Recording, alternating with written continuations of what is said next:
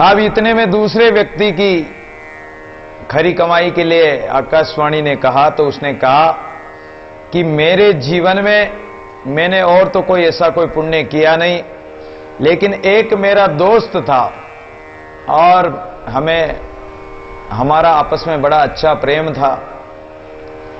जब मेरे दोस्त की शादी हो गई थी और वो शादी होने के बाद में विदेश धन कमाने के लिए जाना चाहता था, तो उसकी पत्नी को कहां छोड़ के जावे, तो उसने अपनी पत्नी मेरे पास छोड़ गया। मेरे मन में किसी प्रकार का कोई पाप नहीं आया, लेकिन लोगों ने मुझ पर कलंक लगा दिया कि अरे ये दूसरे की पत्नी को अपने घर में रखता है।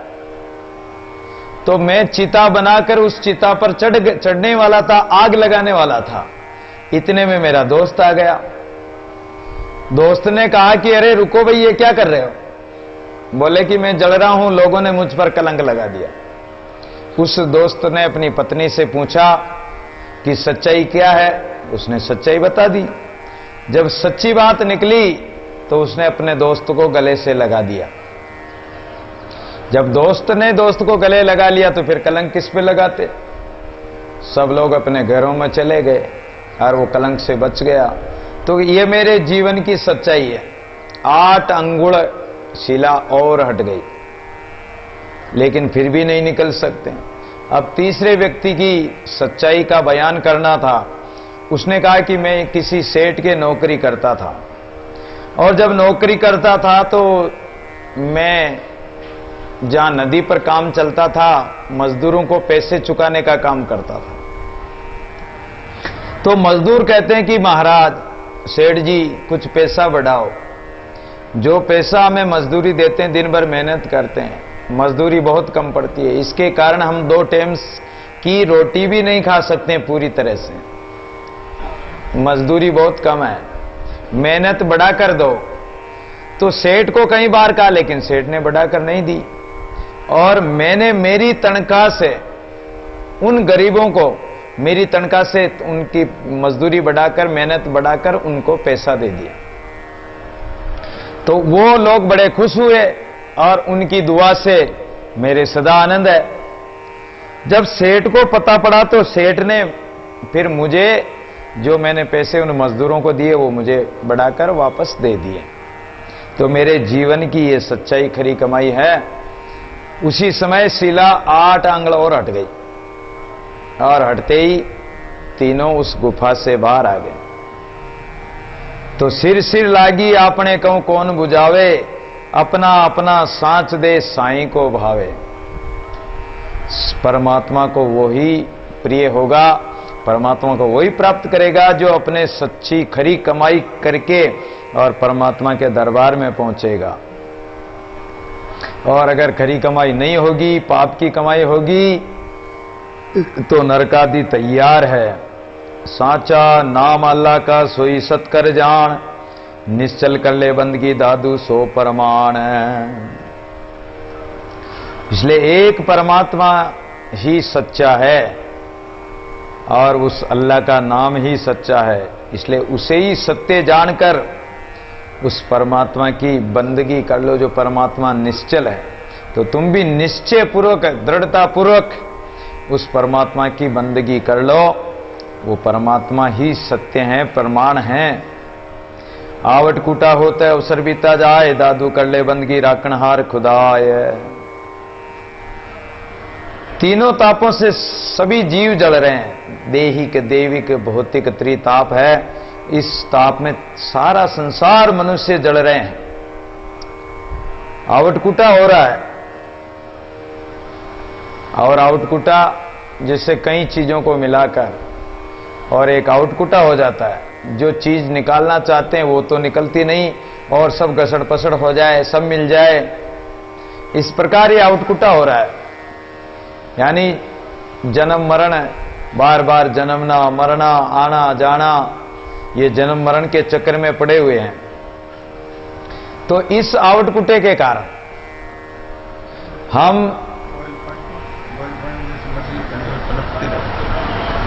हम परमात्मा का भजन नहीं कर पाते हैं, और हम दुखी होते हैं, कष्ट भोगते हैं, और संसार में इस कीचड़ में मछली की तरह पड़े हुए तड़पते रहते हैं। उसी प्रकार ये आउटकुटा हमारा हो रहा, अवसर बीता जा रहा है, ये समय तो बीता जा रहा है। दादू कर ले बंदगी राखण हार खुदाई, इसलिए कहते हैं कि परमात्मा की बंदगी कर लो, और वो रक्षा करने वाला तो एक खुदा परमात्मा ही है, बाकी और कोई रक्षा नहीं करेगा। इस कल कहते वेगे हिंदू मुसलमान, दादू सांची बंदगी झूठा सब ईमान। इस संसार में चाहे हिंदू हो चाहे मुसलमान हो, सब आए हैं और सबको जाना है।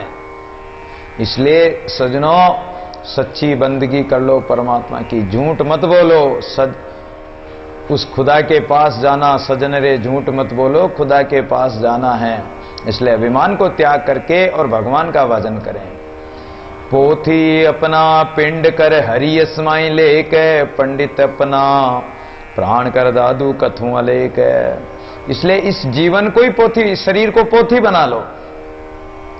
लोग पोथी बांचते हैं, गीता रामायण भागवत इत्यादि कुरान पुराण बांचते हैं। उसके बांचने से क्या होगा? जब तक इस अंदर को, इस काया को नहीं पढ़ा आपने, इस काया को नहीं बचाया, इसको नहीं बांचा आपने, तो इस शरीर को, पिंड को ही पोथी बना लो। इसमें हृदय में हरि नाम का यश लिख लो और अपने प्राणों को पंडित बना लो। प्राणों से, प्राण से, श्वास श्वास से राम राम कहो। केवल बोलने से पंडित बोलता रहता, उस प्रकार बोलना नहीं है। प्राणों के साथ ही राम नाम से जोड़ दो प्राणों को। दादू कथू अलेख है, और कथन ही करना तो उस अलेख परमात्मा का कथन करो, गुणगान करो।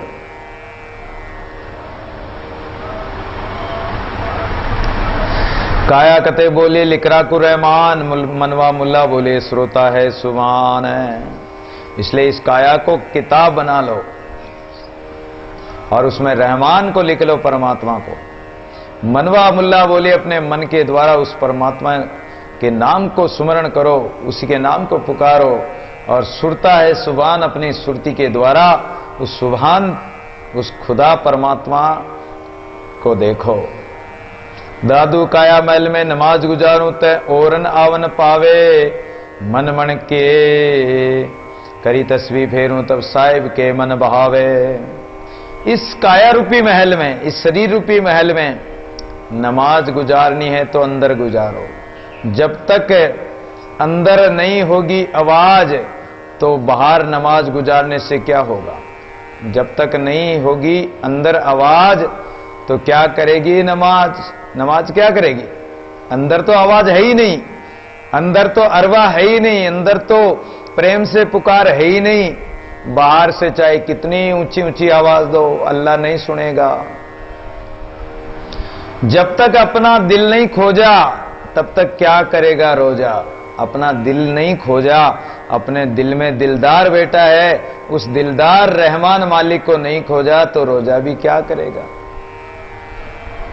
इसलिए नमाज कहां गुजारनी? अपने दिल में, अपने काया महल में। पांचों वक्त की जगह आप तो रात्रि दिन ही पुकारो। तय और न आवन पावे, तहां और संसारी प्राणी या और कोई आने जाने वाला है ही नहीं, फिर तो आना जाना भी मिट जाएगा। मन मन के कर तस्वीर फेरूं, अपने मन के मणियों को, मन के मनोरथ को मणियां बनाकर, उसकी माला बनाकर, तस्वीर कहते हैं माला को, और वो माला परमात्मा के लिए फेरो। यानी मणिये मणिये पर, मनोरथ मनोरथ पर, संकल्प विकल्प पर राम राम का सुमिरन करो। मन को फेरो, जो मन संसार में जाता उस मन को फेरो, तब साहिब के मन भावे, तब परमात्मा को प्रिय लगोगे। दिल दरिया में गुसल हमारा उजू कर चितलाऊं, साहिब आगे करूं बंद की बेर बेर बले जाऊं। इसलिए हमारे दिल में ही, इस दिल के दरिया में, इस मान सरोवर में, हृदय सरोवर में गुसल हमारा, अर्थात पवित्रता, पवित्र परमात्मा जो विराजमान है, उस परमात्मा के लिए अपने दिल दरियाओं को गुसल यानी साफ करो, शुद्ध करो। उज्जू कर चितलाऊं, शरीर की उज्जू करते हैं मुसलमान लोग, यानी शरीर पानी पेशाब करने जाते तो पानी से साफ करते हैं, उसको उज्जू बोलते हैं। हाथ पैर धोते हैं, उसको उज्जू बोलते हैं। तो उज्जू कर चित लाओ, अपने चित्त का उज्जू करो। अपने चित्त में जो सांसारिक चिंतन करते हैं, चित्त में बुरी वासनाओं का चिंतन होता है, उन चिंताओं को छोड़कर, बुरे चिंतन को छोड़कर परमात्मा का चिंतन करो, यही उज्जू है।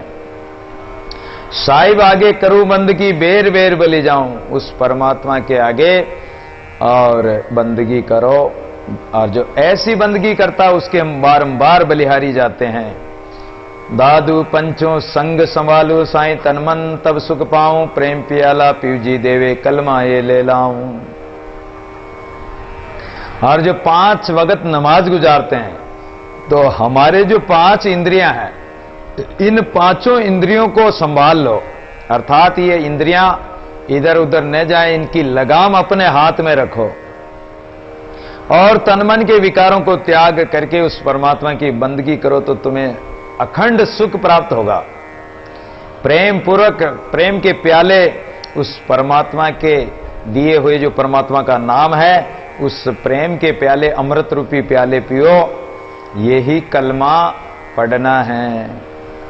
शोभा कारण सब करे रोजा बांग नमाज, मुआने को आसो जे तू साहिब से ती काज है।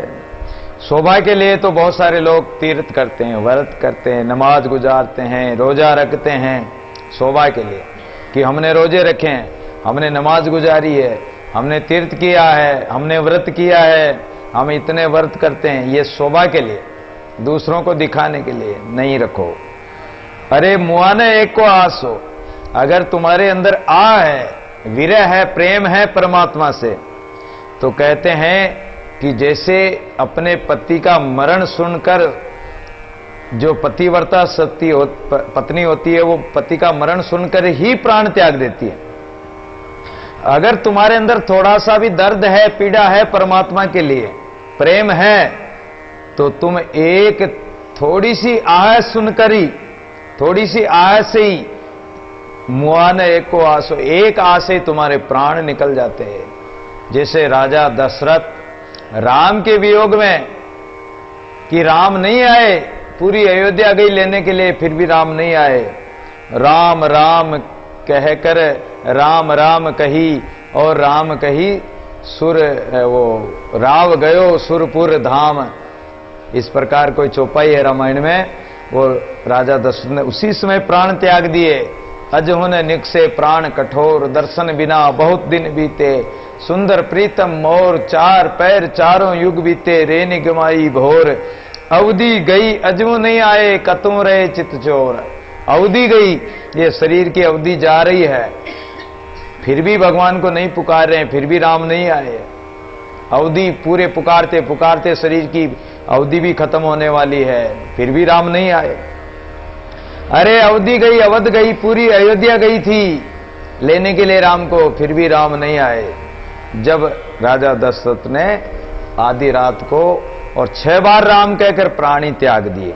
अगर ऐसा प्रेम हो परमात्मा के प्रति, तो एक बार राम कहने से ही प्राण निकल जाते। गोपियों ने तो तलाई में ही कूद गई, गोपियां भगवान के विरह वियोग का, कि भगवान गोलोक धाम चले गए, तो उसी समय प्राण त्याग दिए थे। तो ऐसा प्रेम जे शायद तुझ साहिब से थी हुई। अगर परमात्मा के प्रति ऐसा सच्चा प्रेम हो, तो वो एक आह से प्राण त्याग देते हैं। हर रोज हजूरी होए रहूं, काए करे कलाप, ता मनवा मुल्ला पुकारिए जय अरसिलाया। हर रोज हजूरी, यानी हर दम परमात्मा की बंदगी करो। और परमात्मा की बंदगी कहां करनी? अपने दिल में, और सहज भाव से करो। उसके लिए कल्पना नहीं है, सहज भाव से, कोई हठ योग नहीं करना, पहाड़ों में जाने की जरूरत नहीं, और कहीं जाने की जरूरत नहीं। परमात्मा तो अपने घट भीतर है, काहे करे कलाप। व्यर्थ हठ योग करने, दुख पाने से क्या फायदा। सहज भाव से मुल्ला तहां पुकारिए। परमात्मा को कहां पुकारें? जहां अल्लाह विराजमान है। और अल्लाह कहां है? वो सबके घट में, और घट घट में कण कण में, झर्रे झर्रे में वो समाया हुआ है।